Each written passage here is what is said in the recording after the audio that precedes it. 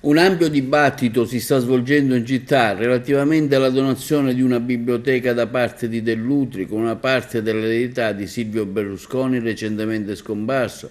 C'è chi non è d'accordo per vari motivi, come ad esempio la CGIL di Agrigento che in una sua nota stampa esprime il più totale dissenso. Abbiamo ostentato parecchio che davvero si possa pensare che un popolo sia disponibile a fare finta di nulla rispetto alle responsabilità che hanno portato a condanne penali durissime. Le istituzioni hanno il dovere di dare l'esempio opponendosi al riconoscimento pubblico di uomini che certamente non sono stati esempio di onestà verso le nuove generazioni, e se davvero si ha l'amore per la cultura, afferma il segretario provinciale Buscemi, si faccia il lascito in silenzio nell'anonimato più assoluto.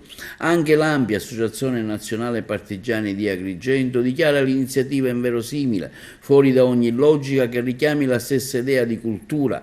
L'eventuale titolazione di una biblioteca nella Valle dei Templi a Dell'Utri, condannato. Per noi la cultura, afferma l'ANPI, si alimenta di etica civile e la civiltà di azioni collettive. Sull'argomento abbiamo sentito anche il parere dell'editore agrigentino Medinova, dottor Antonio Liotta. Il libro l'ho sempre considerato, e non cambio idea, il più grande patrimonio che l'umanità possa avere. E se i libri arrivano ad Agrigento, indipendentemente da chi li può portare, credo che sia sempre un arricchimento di questo patrimonio culturale.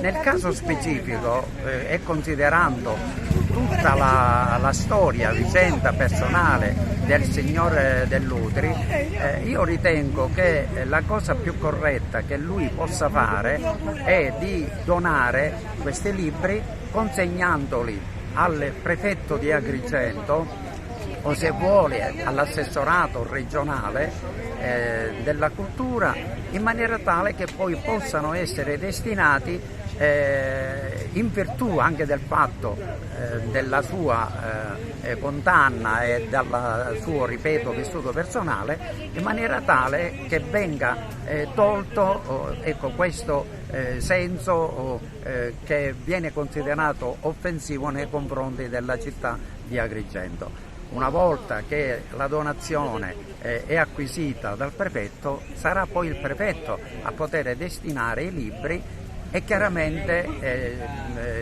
la condizione deve essere quella che non potrà essere utilizzato il suo cognome come biblioteca. Io propongo che la biblioteca eventualmente possa essere intestata al Beato Rosario Livatino. In questo senso io credo che non si disperde un patrimonio librario, però si crea un grande rispetto per la città, per i cittadini e per la cultura nel suo insieme.